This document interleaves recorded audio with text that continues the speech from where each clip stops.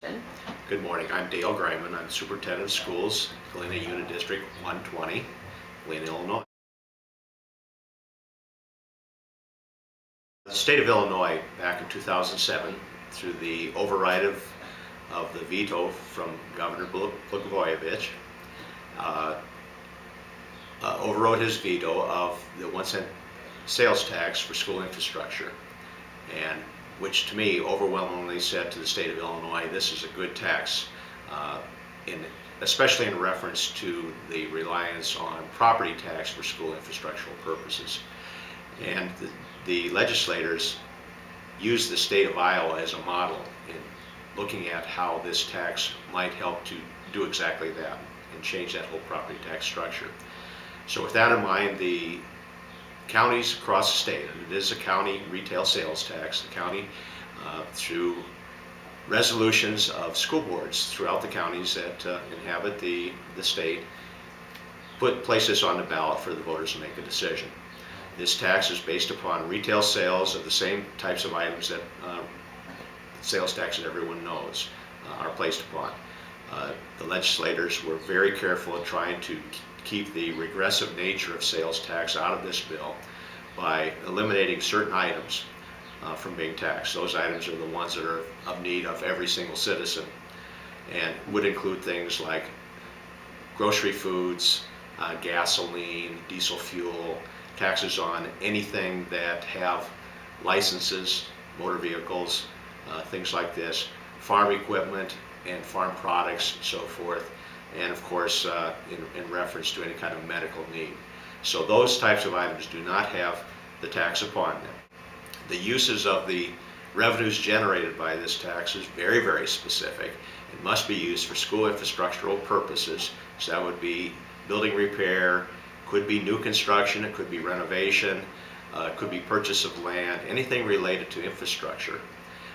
And then also one very, very important aspect of this bill, it also allows for school boards to abate existing property taxes that are in place as a result of bonded indebtedness for school infrastructural improvements.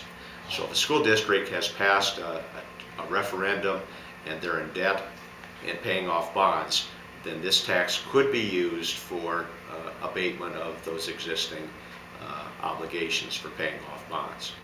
Our Board of Education here at Galena has produced a use statement for how these revenues would be used if the question were approved by the voters. And they have basically a twofold rationale for how the monies would be used. First of all, there are significant infrastructural needs within the district, so they haven't specifically stated what those dollars would be used for, but it would not take a person long to figure out how to use those dollars based upon the infrastructural needs that have been identified. The second thing is that our board has indicated the wish and intent to abate existing indebtedness that the district has. It isn't much. The district currently is paying off bonds somewhere between $110,000 and $115,000 each year, and that goes to the year 2023. So what we would be looking at if there was total abatement is between 6 and 7 cents per $100 assessed valuation. Basically that would convert to, if you're looking at, let's say a home, $100,000 home, that would be somewhere between $20 and $25 each year abated from a property tax question. Sales tax, it gets down to a person making an individual decision as to what their purchases are going to be. When they make a purchase, they recognize that there's going to be a tax involved, but inevitably the person has a choice about the sales, the type of retail sales that they're going to be choosing, and therefore there is a choice.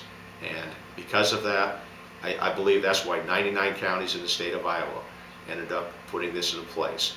It was more widely received than the other types of funding, and that choice is important to people. When the sales tax is collected throughout the county, how is it distributed to each of the schools?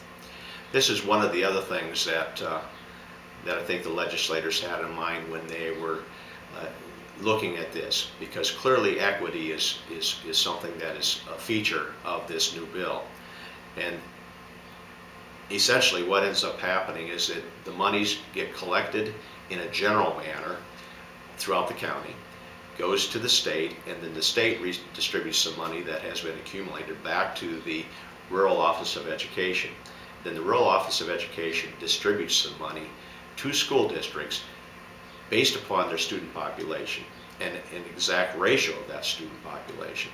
And the way that I've described it consistently is that if you look at it from a percentage standpoint, District A has 20% of the population, then District A would receive 20% of the revenues. And when taxpayers recognize that, they can actually see where those pennies are going.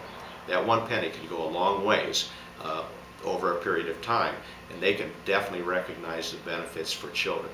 And they recognize that sacrifice that they're making is an important sacrifice. The other thing that I've noticed, and having my Iowa connection, sometimes because of that, there ends up being kind of a wellspring of local pride coming from that, and from that local pride, a recognition that when they spend at home, the money stays at home.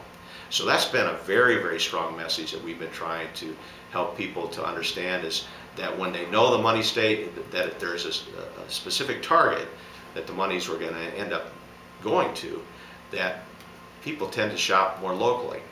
All you really need to do is go across the river and see the impact that the local option sales tax for school infrastructure in Dubuque has made. And they've had such a tremendous growth in their infrastructure as a result of this. It's really incredible. And this has been involved in Dubuque schools for well over 5 years now. And downtown Dubuque with their new elementary building, Prescott Elementary, is just an absolutely incredible facility. I've actually visited this facility with some people here